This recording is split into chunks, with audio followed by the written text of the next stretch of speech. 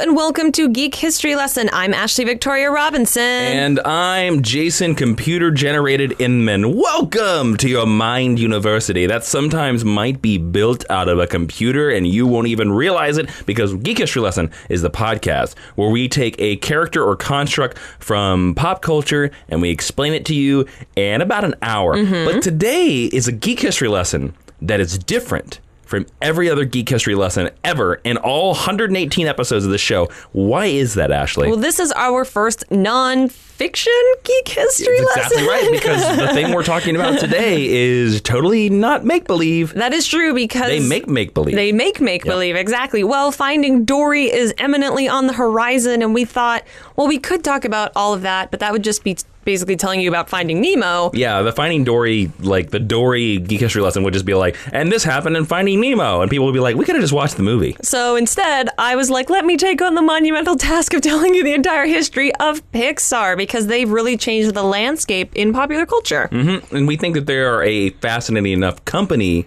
that you can talk about their nonfiction history, and it should be kind of interesting. I thought it was very interesting. Well, I hope me and our listeners feel the same way. So do I. So do I. Let's jump into, this is a nonfiction podcast. I'm not certain how to take this. Is there a 10-cent origin? There is. There is. Okay, so, all right, listeners, calm down. It's not too strange. Calm down just like me. It's not weird. Okay, the nonfiction Geek History Lessons are exactly the same. So let's jump into the 10-cent origin of the company Pixar, where we're going to give you the Clip Notes things that you need to talk about if you're at a stockholders meeting and you're talking about whether you want to buy some stock of Pixar. Man, I was hoping it was going to be a Pixar cocktail party, because that'd be super cool. Well, there are Pixar cocktail parties. I assume they're mostly in Disneyland, but I'm talking to our financial listeners. Oh, our many, many angel investors. Yes. All right, so here is the 10-cent origin of Pixar. They are, of course, an animation and production studio based out of Emeryville, California. For those who aren't as intimately familiar with California, that would be what we colloquially call NorCal, basically north of San Francisco. They are currently a subsidiary of the Walt Disney Corporation, and they were founded on February 3rd of 1986. And the founders are Edwin Catmull and Alvy Ray Smith. We'll be talking about them a lot in just a little bit. Oh, Alvy. Oh, Alvy. He goes by Al. Their popular properties include Toy Story, The Incredibles, and Jason is wearing an incredible shirt. I am wearing an incredible shirt for all our audio podcast listeners. But for our video people, you can totally see it. Yeah. And Inside Out. So there is your 10-cent origin Ashley of is not Pixar. wearing an Inside Out shirt. She's wearing a Batman shirt. I'm wearing a Batman shirt. She's betraying Pixar. I am. So let's move right into the next section of the podcast, our Meet Cute. Yes, Meet Cute is a term that we stole from romantic comedies, where we tell you where we first encountered Pixar, or a Pixar movie, I guess in this case, or even heard of Pixar. I feel like this is going to be kind of similar to our Game of Thrones ones, where it's just like, well, I just watched Game of Thrones, or I just read Game of Thrones. But I first met cute Pixar when the Toy Story movie came out in 1995, because I was a tiny baby child and my family took me to see it. Oh, really? They did. And I was so taken with, this is really weird, with the romance between Woody and Bo Peep. Like, I so wanted them. It's such a tiny part of the movie. I know, but I was 5, okay? So I remember afterward, we went to... You liked cowboys, didn't you? I did. All right. I always knew. So we went to the Toys R Us after, and my mom bought me a Woody toy, and I harassed this probably teenage employee asking where the Bo Peep toy was, and she didn't know. I don't think there was a Bo Peep toy. There wasn't, and I was so crushed. Has there ever been a Bo Peep toy? I don't think so. If there has, can someone please send it to me at the Mind University? Oh, ma'am. But I have such a vivid memory of going and trying to get that toy afterward, because you really wanted that Bo Peep? I guess it was that meaningful to me. All right. So how about you? How did you meet cute Pixar? I do remember that movie coming out, the very first Toy Story in 1995. Now, I did not see it in theaters. Oh. And the first Pixar movie that I saw in theaters actually was Toy Story 2. Some years later. Yeah, some years later. Because I remember going to see Toy Story 2. I watched the rest of them on video, but I do remember the media hubbub around the time that the first Toy Story came out. Because, like what? Well, there was a lot of coverage about how people thought this was the first computer-generated film. A lot of people thought that it was going to flop. There were news reports about how this would never work because people, it was 2D animation and that's all it was. And the news reporters and the critics were like, this will never catch on. fun, and then it blew out of the water and went crazy. Yeah. And I don't think anybody saw it coming, but I can remember, like I said, these dopey news reporters like spraying kids with their lawn hose from their old people house. Get off my lawn, Pixar. Yeah, we don't like no computer generated animated stuff over here. You get off of here, But that was like a conversation that was being had in 1995. That's crazy. Yeah, because people were like, well, it's just done with a computer. It takes no skill. Oh, man, that is such a lie. The fake internet that didn't exist. Yeah, of course. The AOL discs. That's what they were talking about. I think that's crazy because I was so young when it happened that it was just like, oh, we're going to go see this other movie. Like, you don't realize until you take a step away from it to do something like this how revolutionary it was. And isn't it crazy that it's completely flipped? This is the only way you see an animated movie now. And I will say that the first Toy Story's animation, I saw it, I think, 2 years ago, the original movie. It mostly holds up. Except for me, I found the dog. Yeah, the dog looks really fakey. The dog looks really fake. But it's because the toys, it doesn't bother you that they don't move the way organic beings move. Toys. But you're like, I know how a dog moves. A dog doesn't move like that. Yeah, the dog looks kind of, I'm going to say it pixely in a couple places. Yeah, Sid's dog. Yeah. And Sid looks a little pixely in a couple places too. I actually have seen people at cons cosplay as Sid with cool. the messed up toys. It's one of my favorite cosplays to see because you have to know it to get it. You have to know that it's Sid. It's a deep cut. All right, cool. Let's move on into History 101, the main meat of the lesson, where Ashley is going to open the doors wide of Pixar and show you, well, basically, she's just going to show you the motherboard that make Pixar. So, all right, let's do this. Woo! Computer lessons! So, remember when I told you that Pixar was founded in 1986? Yes, that is canon and fact, and I already said it at 7 cocktail parties. So we're actually going to start in 1974. You are a liar. Because that is the idea, like the grain that's going to grow into Pixar, that is their earliest origin. Okay. So the New York Institute of Technology, you might have heard of it. There was a dude working there named NIT. Well, it's actually abbreviated NYIT, so NIT. Okay. NIT. You got to say it's sort of Russian. I didn't go to a fancy computer school. I'm sorry. I didn't either. It's okay. So there was a dude working there, and his name was Alexander Schure, Schure. And he founded this thing called Computer Graphics Lab, which was really revolutionary for 1974. And he did own a traditional animation studio at the time, but he thought that computer-generated animation within the realm of 2D animation was going to be the way forward so that you didn't have to draw every single cell. So he foresaw the way that Disney was doing their 2D animation by the 1980s and 90s. So he hired a bunch of scientists and designers who were studying at the school with the goal of creating the world's first computer-generated animated movie. Wow. Fun fact. In the 70s? In the 70s, 74. Crazy. All right. The first two people he hired were Edwin Catmull and Al Smith, the two founders of Pixar. His first two employees.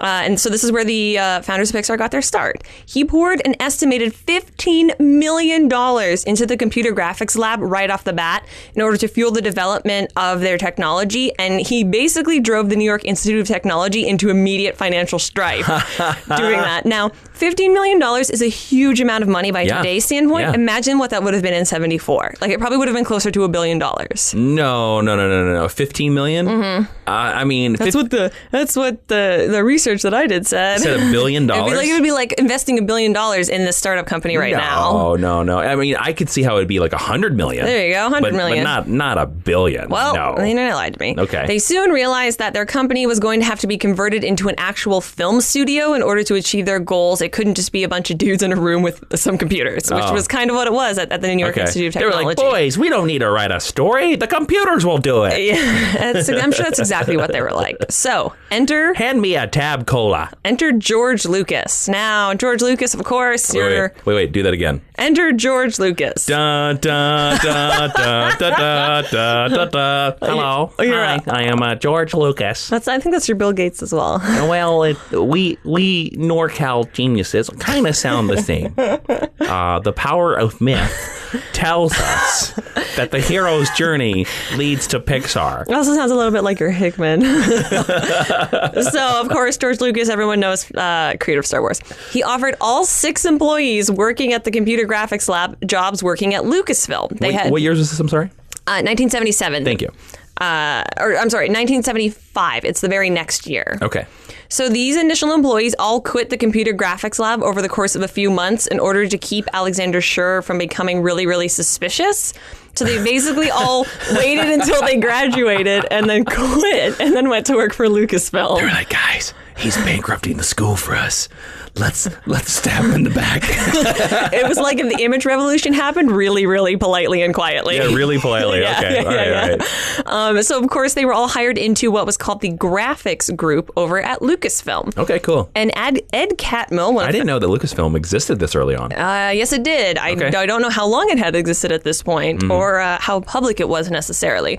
Ed Catmull, founder of Pixar, was immediately put in charge of the graphics group. And fun fact, the Lucasfilm graphics group was one of the only 3 computer groups working for a production company in the world at that time. Oh. So this is cutting edge stuff. Yeah, the other 2 groups were the Darknet guys. Yeah, they were on whatever. And one was Gary Gygax's Soldiers of the Darkness. What? That joke didn't work. I was trying to do a Dungeons and Dragons joke. I'll shut up now. Okay. Can you tell I didn't go to a computer school? I can't because I didn't either. Al Smith was made the director of the graphics group, working directly under Ed Catmull, and this will kind of be their dynamic in everything going forward. Okay. Together, they founded what are now known as CG Foundation techniques, many of which are still employed or heavily influence the current state of computer-generated graphics and images. This is stuff like pixels, particles, and vectors, and the way that you build an animation or a graphic from those things. Okay, interesting. Which is still jargon that you'll hear thrown around. Yay. They created a rendering program called Reyes, R-E-Y-E-S, which is the precursor to RenderMan, which is the proprietary Pixar technology that is slated to become open source in the fall, Which actually. is really cool. It is. As well as they created a few frames of an experimental short called The Works. Okay. You can find pictures of it online, but the actual rendering of the animation does not exist online. Oh, so they've never put it out in the short, because they've done a couple short film collection Blu-rays and DVDs. We'll get to that. Okay, so it's not in there. No, but The Works was less than 2 minutes of footage. Okay. So by 1982, the team was working with Industrial Light Magic, which is a very famous VFX company that you may have heard of. Yep. And they famously created things like the Genesis effect in Star Trek II, The Wrath of Khan. Which, by the way, I don't know if you're going to bring this up, the first use of CGI in any movie. That's right. It's the flyover shot of the Genesis planet in Wrath of Khan and what the Genesis device does to the planet. And apparently, do you have this quote of what George Lucas said when he saw it for the first time? I don't. Okay, so I learned this from the Wrath of Khan Blu-ray. Okay. They do this giant cool shot. It starts outside the planet, goes all the way to the water, and then pulls back out to the planet. And they showed it to George Lucas for the first time. And his comment apparently for this Blu-ray was, "Oh, nice camera move." That's cool, though. That's such a huge compliment. Yeah. And I would like to point out that about 15 minutes into this podcast, slightly less than that, we have touched on both Star Wars and Star Trek. Ooh. So good for Ashley. The secret sauce. They also created the Stained Glass Knight in the Young Sherlock Holmes movie, which is a terrible movie, but was a really cool effect for the time. Yeah. It has Brian Cox's terrible acting son. By this point, the team had expanded to 40 people from their original 6. So in less than a decade, they have almost expanded 10. They've expanded about 8 times. So their growth is pretty exponential. By 1986, Ed Catmull and Al Smith take their 38 employees for a total of 40. They create Pixar and incorporate it along with George Lucas into a grown-up company. Yay, so it's officially now Pixar. It is. And what was their reason for incorporating? Well, I'm so glad that you asked, Jason. Hey, Ashley, tell me about tax code and corporation stuff. Okay, we're actually going to so interesting. We're actually going to get into a lot of financial stuff, so strap in. Okay, so if you've never been to computer school or financial school, welcome. You're going to feel real dumb. So I had to look all this up, so don't feel that bad. Welcome to school, everybody. So in 1983, George Lucas got divorced, and a lot of the revenue from Lucasfilm following the release of Return of the Jedi was kind of leaving, and everybody felt that they to his wife, ex-wife, that they would either be fired or their entire group would be axed or sold. So they incorporated Pixar to protect it from the profit loss. So that's okay. So it stopped from the divorce. Yeah. Wow. So George Lucas's wife owns the Ewoks. Probably. I think that might explain something. And Jabba the Hutt. Their goal remained, of course, to complete the first computer animated feature film, but they knew that they would have to wait for computer technology to catch up with their needs because they basically kept burning a couple down. There's records of them working computers so hard that they went up in flames. Oh, that makes sense. And also, I think it was probably a hard goal because computers back in the 80s, kids, I don't know if you want to know this, computers were black screens with green text. I like it when they got orange screens. Yeah. And they got hot. It'd have been a real boring movie with only black and green as your two colors. Well, I don't know. The Matrix did pretty well. Well, that's true. So as such, Pixar was originally created as a hardware company. They were not a creative company, and they were known as Pixar Image Computers because they sold Pixar Image Computers as their core product. Okay. And these were primarily sold to government agencies and researchers in the scientific and medical communities. All right. And if you go to the Pixar campus up in Emeryville, they have like 3 of them right in the lobby. I don't know if they still have everything inside, but they're at least the cases of the old computers, which is kind of cool. And neither one of us has been to the Pixar campus. No, but maybe people would have believed it if you hadn't said that. Well, you got to be honest, Professor. No, we haven't. We haven't been there. I bet one of our listeners has, though. So Steve Jobs of Apple fame was initially interested in investing in the project, but George Lucas found his offer to be too low, although he wound up accepting it in the end because nobody else wanted to invest in Pixar except Steve Jobs. Really? Yeah. So okay. At the time, Steve Jobs had just been fired from Apple Computers. So he's like ripe for a new project. He's like, I need something computer, something. Yeah. And he wound up paying George Lucas $5 million for the technology rights with an additional $5 million in cash going straight into the company. And for that, he was rewarded the position of chairman of Pixar's board of directors. Ah, interesting. So he became a very important dude. Mm-hmm. And fun fact, Walt Disney Studios was among those early consumers of Pixar image computers. And their machines were used as part of their computer animation production system, which was a digital paint and ink system used on their feature films in order to cut down the labor and hours required to make their movies. So this is right around your Beauty and the Beast, The Little Mermaid time where they start incorporating computers. Yeah, they started putting some CGI images into the 2D animation, like the ballroom from Beauty and the Beast. Yes, exactly, okay. Which is the same camera move as the one from Cinderella and Sleeping Beauty. Yay! Despite having except much cooler. Except much smoother looking. Yes. Despite having many wealthy clients, the Pixar image computers never sold very well. Really? Yeah. And in a bid to drive up sales, Pixar employee John Lasseter. Oh, I know that guy. Premiered his short film Luxo Jr. along with other samples at SIGGRAPH. SIGGRAPH is the computer graphic industry's largest convention, to insane fanfare because nobody had ever seen anything like it before. Luxo Jr. is on those collections of Pixar shorts. There's 4 of them. Can I make a guess of which one this is? Yes. Is this the lamp? It's the one with the 2 lamps and the ball. Yeah. That was a part of the Pixar logo then for a long time. Which still is. The Pixar logo. The little lamp bouncing in the ball. Yeah, that's Luxo Jr., which actually is going to tie into Jim Henson very shortly.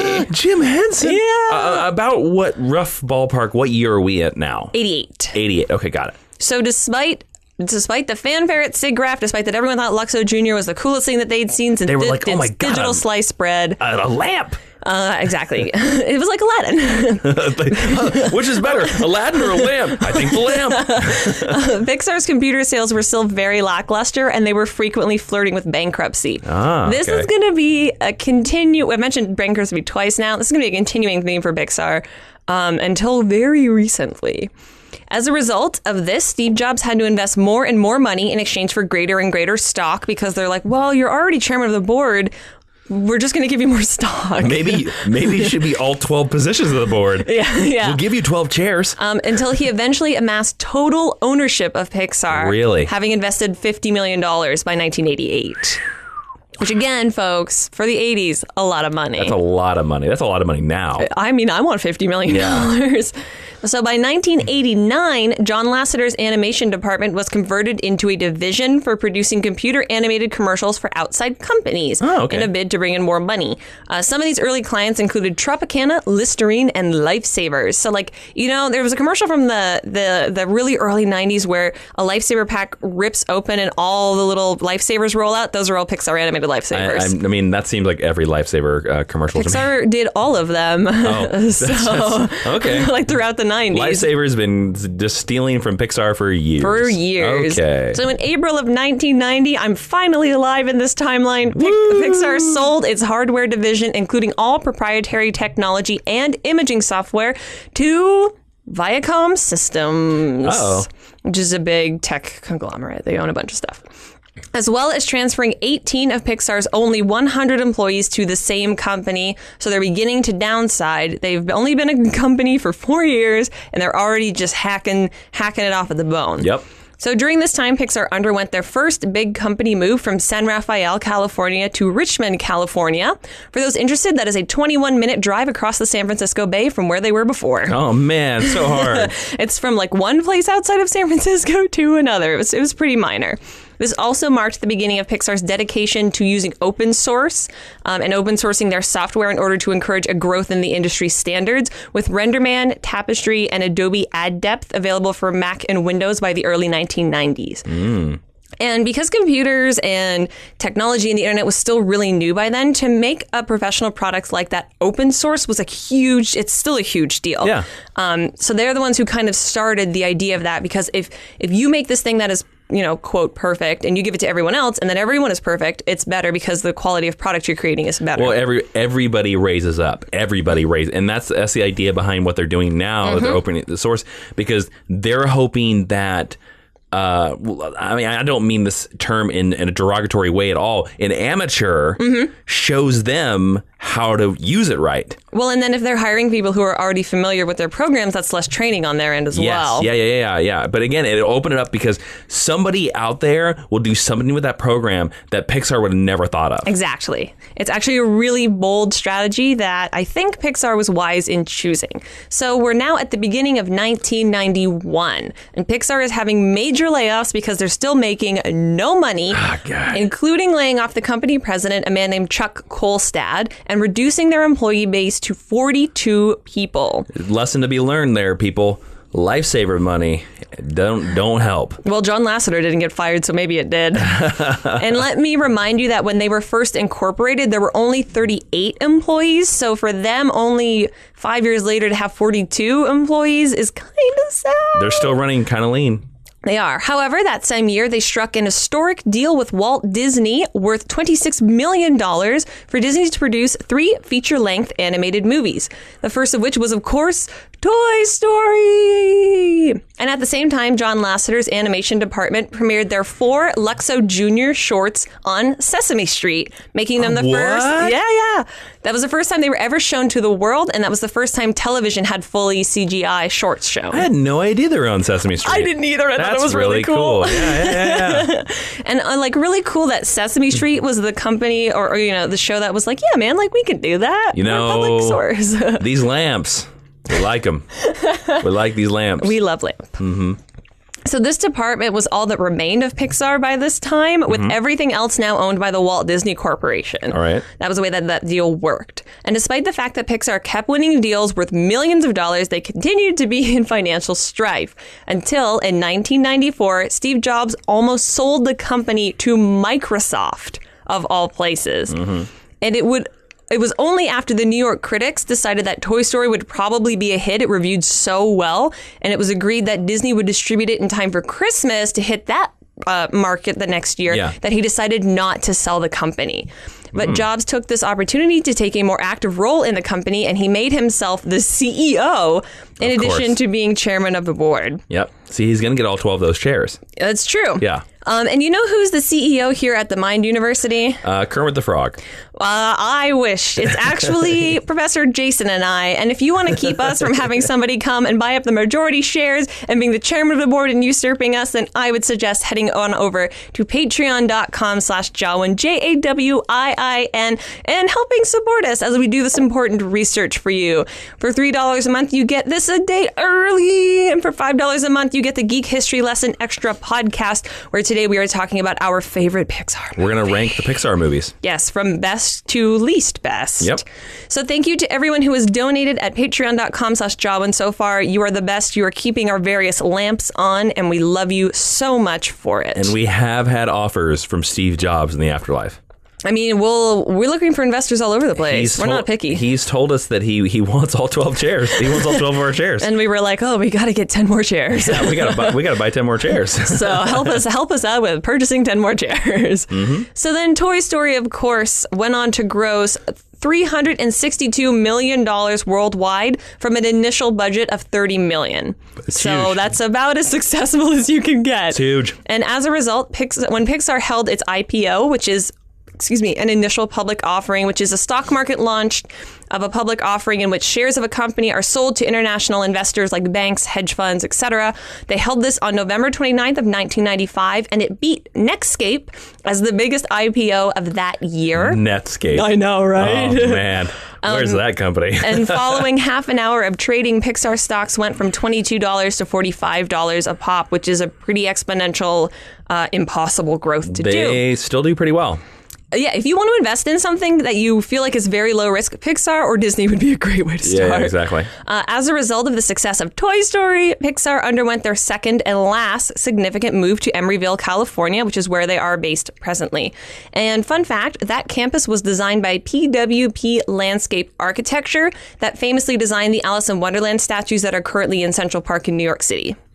Okay. And, they're based on the illustrations from the Lewis Carroll book. Got it. And it opened in 2000. All right. So following this success, Pixar released A Bug's Life in 1998, Toy Story 2 in 1999, Monsters, Inc. in 2000, Finding Nemo in 2003, The Incredibles in 2004.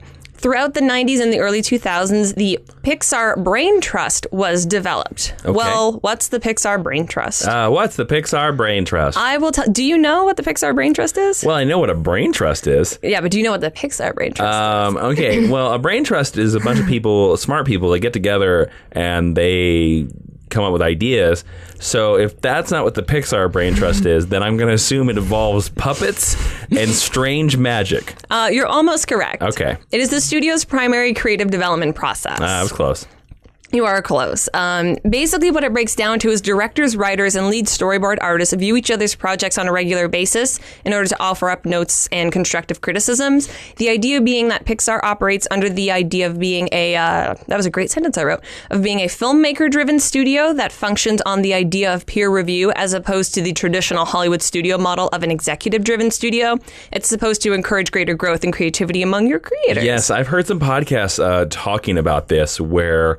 and this is a thing that was like John Lasseter has now brought to Disney. Yes, so we're going to talk about that. Where it wasn't easy to do. They will develop a story for 4 years. Minimum. The Good Dinosaur was in development for upward of 6 years. Yeah, and they will not... And they'll just keep drawing in storyboards, and they will not actually start animating the movie until they think they have that story solid, which I think...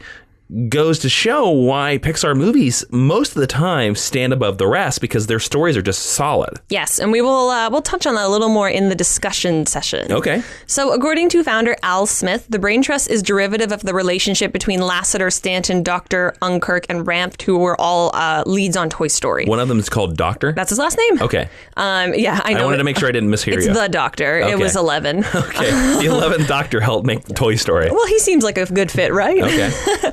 So it works so well on Toy Story, so they were basically like, let's just, rinse and repeat. Yeah, right.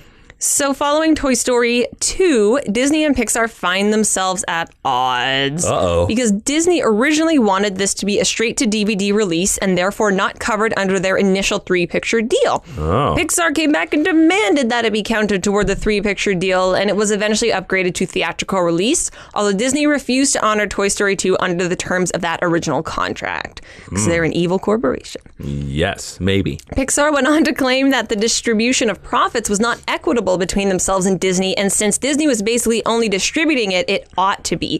There were no initial clauses for sequels or derivative works or rights, which is looked at, in reflection as one of Pixar's greatest oversights in the early days of their success. Kind of a mistake. But I don't think they ever knew that they were going to be making sequels. But it's one piece of advice, and I would give to anybody out there in any kind of creative endeavor. In Denver, especially if you're in Denver, you need to listen to this podcast.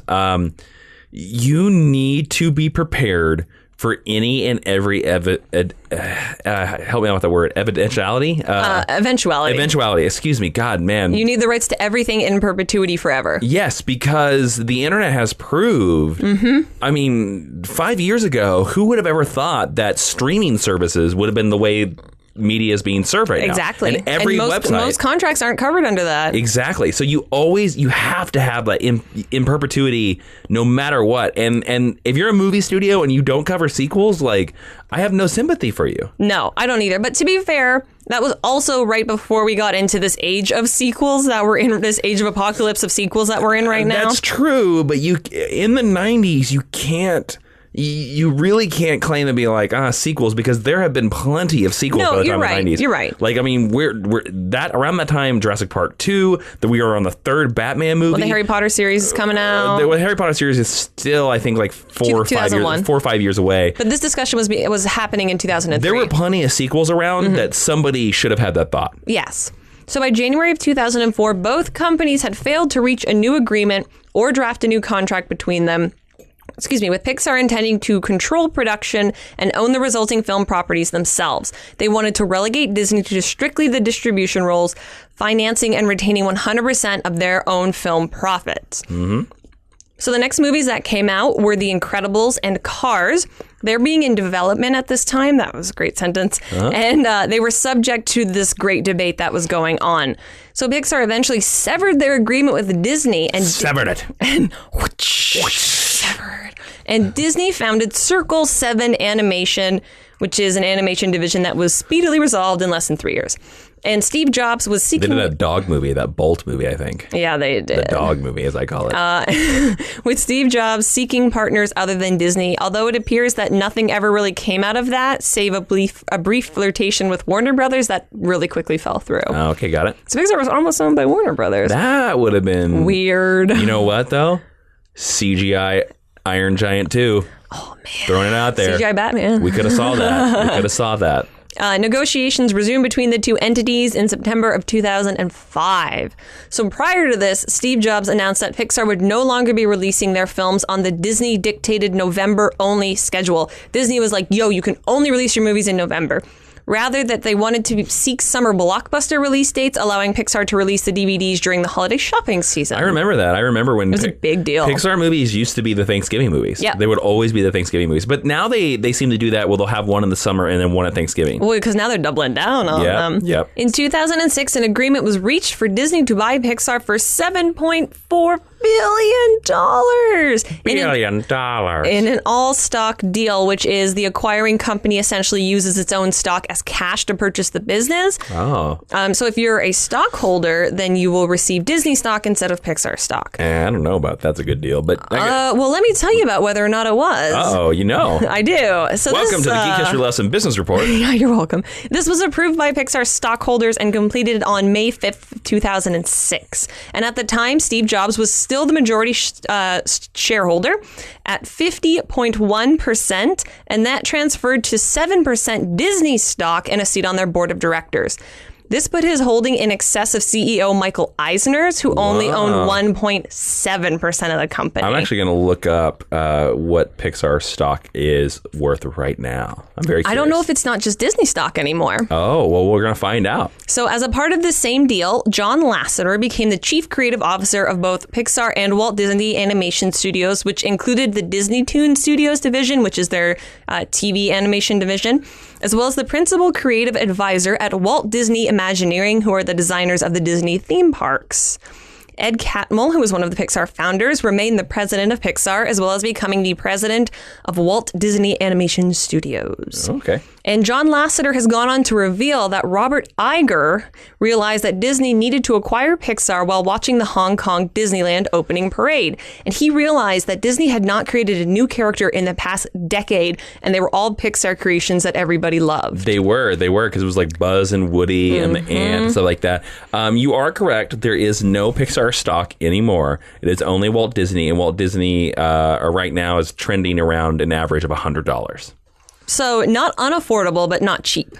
Yeah. So maybe we should buy Disney stock. Maybe we should. I don't know. Despite this deal and the shift of creative oversights, Disney and Pixar do remain separate studios, and clauses are in place to ensure that Pixar remains free and unmerged with Disney. Free and unmerged. And fun fact, Cars was the first movie to bear the Disney-Pixar shared logo. Oh, yeah. Okay, cool. So following the release of WALL-E in 2008... WALL-E.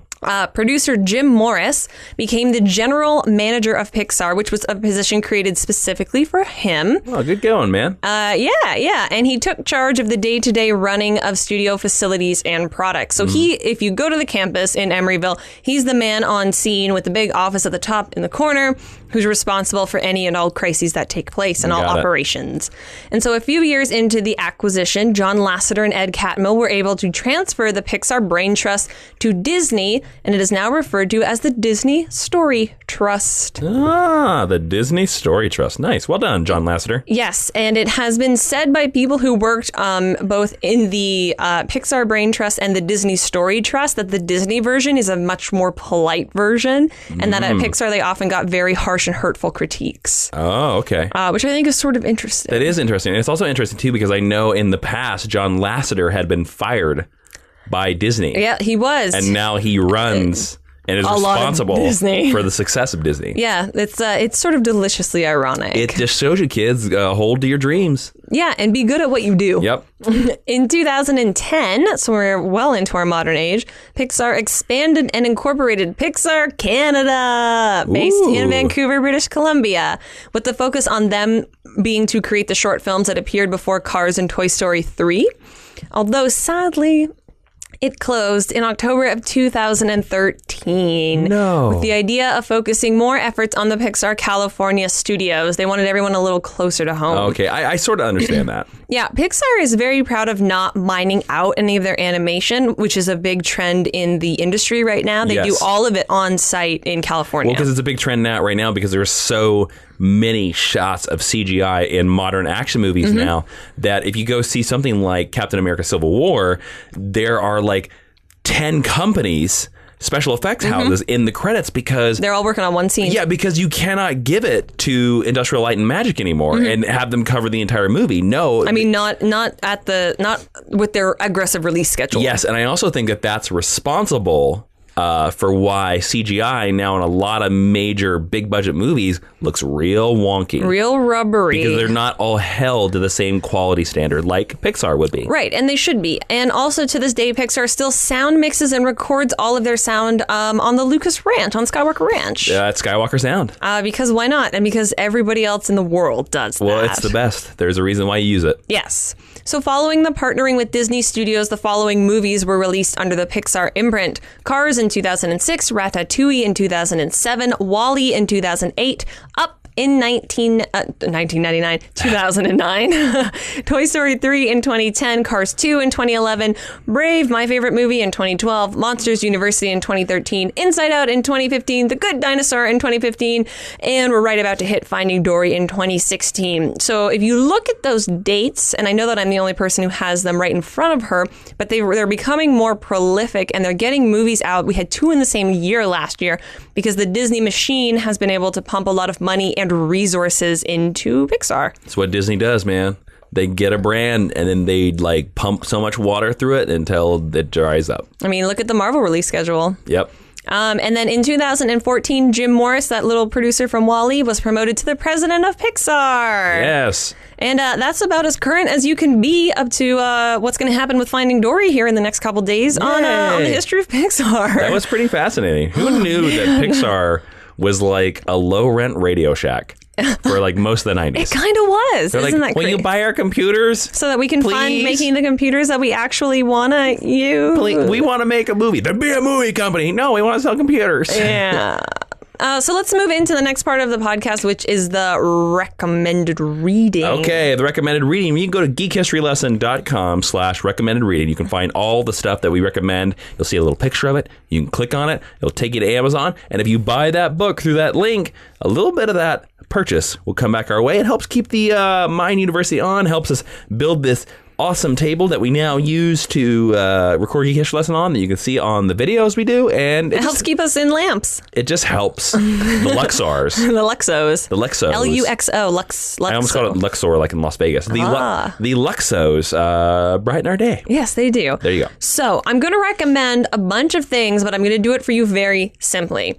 Pixar puts out an art book for every single feature-length movie that they do and most of their shorts. They're a really beautiful look at everything in in the process of developing those books from the sketches up into the final renders. I'm going to have a list of my favorites and Jason's favorites up on recommended reading for you, which you can find at geekhistorylesson.com/recommended reading. It'll be like 5. It won't be like all 15. No. Okay. But that's what it's going to be. Okay. And if those are movies that are not your favorites, you can navigate from those pages and you can find your favorites. Oh, very simple. And now we move on into the discussion. Yes. So we talked a little bit before about the Pixar brain trust, and we started to think about why it was effective. So I thought that we could talk a little bit about why we think that peer review kind of way of working inside a studio system is effective and how that's transferred and changed now that it's over at Disney. You know, for a second there, I thought you were going to be like, Jason, I hate to tell you, we are now instituting a Geek History Lesson brain trust, and you no longer have a majority 50% share. You're more like 22. I don't know. 50% isn't, it's got to be 50.1%. Why does it got to be 50.1? Because that's majority, because 50 is not majority. It's... No, I'm saying I don't have majority over you. I was going to say you don't. No. I said 50. Okay. So I have 50, you have 50. Yeah. Are you saying you want the 0.1? Is that what you're saying? Are you instituting a Geek History Lesson coup right now? I don't know it. I don't want the 0.1 because you do more work than me. But yeah, do you think that the way Pixar movies look now that they're Disney movies are different? And do you think that is an effect of the way that their creative process is? They don't look different. You talking about like the animation? They don't. No, I mean like the feel or kind of the way that the story is told. Anything like that? Man, I don't know. That's a tough question. I think there is a change. I think they're more polished. Really? You think they're better? I don't mean that in a better way, but like you can see the same change in the Marvel movies. The Marvel movies in Phase 2 kind of look like somebody took a cloth and cleaned them. Yeah. And I feel like that's the same with the Pixar movies post Cars, which was post the merger. They kind of look like someone took a cloth and like wiped any edges away from it. Mm-hmm. And it wasn't that there was anything particularly wrong with either of those before. I just think that it's more money, which affords more time and better technology. I don't know. See, but I like edges and I like mistakes and stuff like that because I actually really like A Bug's Life. Do you? And I know a lot of people don't, but I actually didn't see that movie until I was like older. Mm-hmm. And if you go back and watch that movie, and again, this is me saying not having seen it for like 5 years now, but I remember when I saw it, like it has such an amazing score, and it's kind of a movie that's all about like, I can do this thing, and everybody being like, "No, you can't, idiot!" And the main character just being like, "Yeah, I can."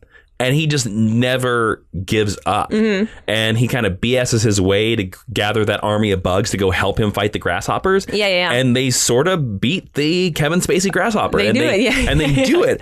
And it's kind of a weird movie. Like, it doesn't have the traditional kind of like storyline. It doesn't have the traditional feel good that Pixar movies do. Well, because he loses. Yeah. Like, spoilers, he loses. But he proves that he can do it. He only wins because he convinces the other bugs, the other ants, to follow him. They see his example, and then they're like, no, this guy's actually talking sense. And that's the reason why they beat the grasshoppers. Yeah. And that's a never would have been made as a Disney movie because it's very almost like, I want to say hippie. Sure. And very I know what you mean, like though. NorCal, like, we can do it, man. Yeah, totally. You don't have to say this because we'll address it in the Geek History Lesson Extra, but is your favorite movie pre or post Disney merger? Where did the Disney merger happen? Cars in 2005. It's pre. Okay, because mine is post, and I think that's kind of interesting. Mine is pre. I don't know. I do think that before the merger, we would have had less sequels. I agree. I think the movies would have been less aggressive because the Pixar schedule used to be a lot slower. Once a year, if that. It wasn't even once a year. Sometimes. Yeah. Very, very early on, it wasn't. It was like every 2 years. Yeah. Yeah. Every year and a half or 2 years. Yeah. Yeah. It wasn't every year. And now it's twice a year. I mean, some of that is the technology too. You can render that stuff a lot faster. Sure. And some of that's like more budget, more employees, stuff like that. But I think now, because Pixar used to have an unbroken record for me. Yes. They used to have it used to be every Pixar movie was gold and you couldn't touch it. And I think they broke that. I think they broke that after what happened after Cars? Do you have Ratatouille? Yes, that's where it broke. Yes. I'm sorry, I like Ratatouille, but Ratatouille broke it because Ratatouille to me is not a perfect movie. Yeah, because the merger goes Cars, Ratatouille.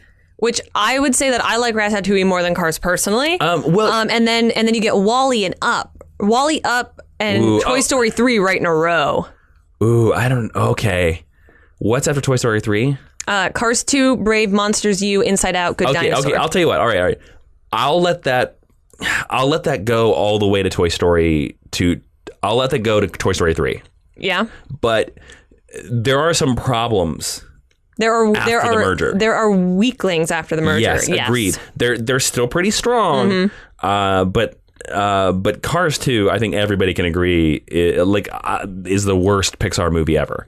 Like, I would say easily, yeah. Like, no doubt. Yeah. It's one of those movies where you're like, what are you thinking? Why did you make this movie? But Cars, I think, is again, it's weird. I have some love for the weird Pixar movies because Cars gets a bad rap again, and I had no desire to see Cars. I think you should share this because you convinced me on Cars. Yes. And I took my little brother to see this movie at a cheap theater in Tulsa, Oklahoma for $3. And about how old was he at the time? Oh, I don't know. Under 10? Under 10. Okay. Yeah. He was somewhere between 5 and 10, I think. Okay. Closer to 5. Okay. Very young. And I know he listens to these podcasts, so hello, my little brother. Let's see if you remember this. And he wanted to go see it. I had no desire to go see it, but I went and saw it with him, and I took him to see it, and he loved it. And to be honest with you, over the course of the movie, I loved it too. By the time the movie stopped, I loved it. And if you look at that movie, it is the perfect representation of Route 66 and what Route 66 means to America. And the sad thing about that is that none of that was in the advertising. Right. And when you watch that movie, you're like, again, and it's a little bit subversive, just like Bug's Life. It doesn't have a clear plot to it. Whereas like that movie is about the main character being like, oh, yeah, having these modern conveniences like the internet and cell phones kind of hurts us sometimes and kind of makes us forget.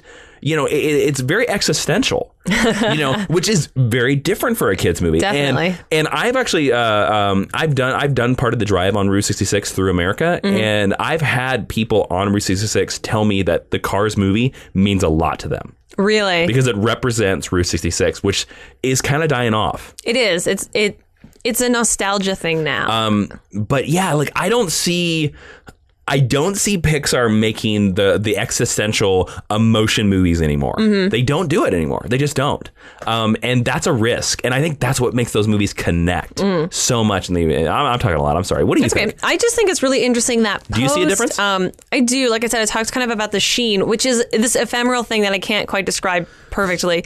But I think it's very fascinating that post-merger, you see Disney's CG animated movies have started to do... Got better. Yeah. A lot better. Like Tangled was very successful, Big Hero 6, and then Frozen is like the biggest thing since Cinderella. And everybody's loving Zootopia. Everyone's loving Zootopia. Yep. So I think it's interesting that those are also not Pixar movies. But it's awesome too because I think it's made their main animation company step up. We were talking about it earlier. Yeah, their standard has risen. You got to step up. DreamWorks has done the same thing. I think DreamWorks. I mean, yeah, they still make those dumb Minions movies, but DreamWorks also gave us Kung Fu Panda. Yes, and Shrek, which the first one was good. Kung Fu Panda 1 is good. Yeah. So like those, it's made everybody step up. I don't know if anyone can touch Pixar. No. I think for me personally, that's not to say they're not infallible. No. No, but if you're looking at their body of work. Yes.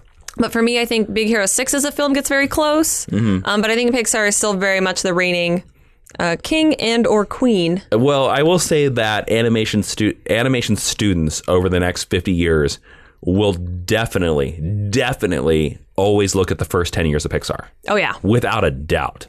Like they will study that period intensively because there are some amazing films in there that will be remembered in the pantheon next. I mean, Toy Story. Well, I was gonna say next to Toy Story will be in the pantheon next to Snow White and the Seven Dwarfs. Oh yeah, forever, utterly, yeah, no doubt, completely. So Great. Well, that'll about wrap up my discussion. So why don't we move on to the final part of our podcast? The final part of the podcast is the teaching tweet, where Professor Ashley will use her computer, because we are at computer school, and in 140 characters or less, she will type in computer code a tweet about her thoughts on the history of Pixar. Now, I'm very interested in this teaching tweet. The first teaching tweet on Geek History Lesson about a non-fiction subject. It's true. So let's see what this is.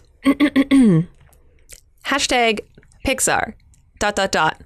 What more do you need me to say? Very simple. Okay. But notice, she went existential. Just like early Pixar movies. You got to put your meaning on that one. So just throwing it out there. There you go. You need to study that for 10 years, that teaching tweet, and figure it out. And in 10 years, I'll let you know what I've discovered in my 10 years from now. I was saying to the listeners, you don't have to do this. Oh, okay. You're the professor. Screw them. They got homework now. Yeah, do your homework. Well, cool. I think that was a very interesting nonfiction. We've had some requests for some interesting nonfiction, couple subjects that we like, couple subjects that we were like, there's no way we can do that.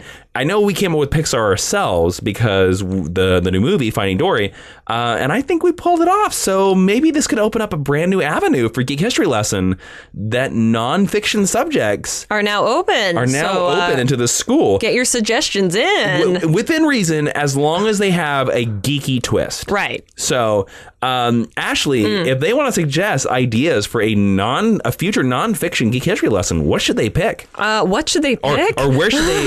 What should they pick? Yeah. I want to hear. We're going to do that. What should they pick, and then where should they tell you and tell us to do them? They should pick the production history of Star Trek, because I think that'd be really interesting to do. Mm-hmm. And they should tell us over on Facebook.com/Geek History Lesson. There's a bunch of ways to contact us there, and at geekhistorylesson.com, where there's a bunch of different ways to contact us there. Guys, don't forget you can listen to this podcast every week on iTunes, Stitcher, and SoundCloud, and head on over there and give us an iTunes review, because we started reading some of them on the air, and we like hearing all your stuff.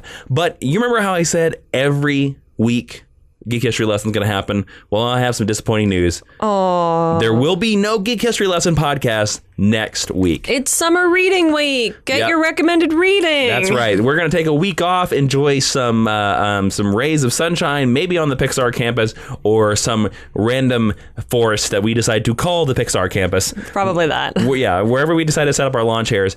So next week, you'll have to console yourself with any of our recommended reading, which you can find at geekhistorylesson.com/recommended reading, or just go back and listen to our archives. We have 118 episodes of fun stuff for you to listen to. Which one do you think they should listen to?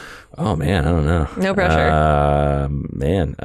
I liked Apocalypse. That was a recent one that we did. I love... I will always have a fondness for Nightwing. I think Nightwing and Hawkeye are two of our best, personally. Hawkeye's the introduction to West Coast Vendors. But you know what? Another fun one that would be, go way, way, way back into the original 20 episodes. Go listen to Professor X.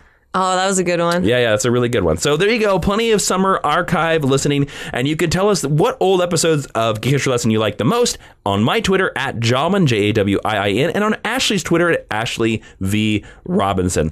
I have been Jason. I'm still trying to sell computers since the 80s. Inman. I have been Ashley Victoria Robinson. And Professor Ashley, who took us to business school, computer school, and every kind of existential school. Please dismiss and confound our students as we close out the podcast. Class is now dismissed. Go render yourself some mans. Get it? She said render. She means it both. You mean it both ways, right? I do. Wow. You got to boil them so that all the fat comes off them. What does that mean? What does that mean? Say Inner George Lucas. Inner George Lucas. Dun, dun, dun, dun, dun, dun. Bye.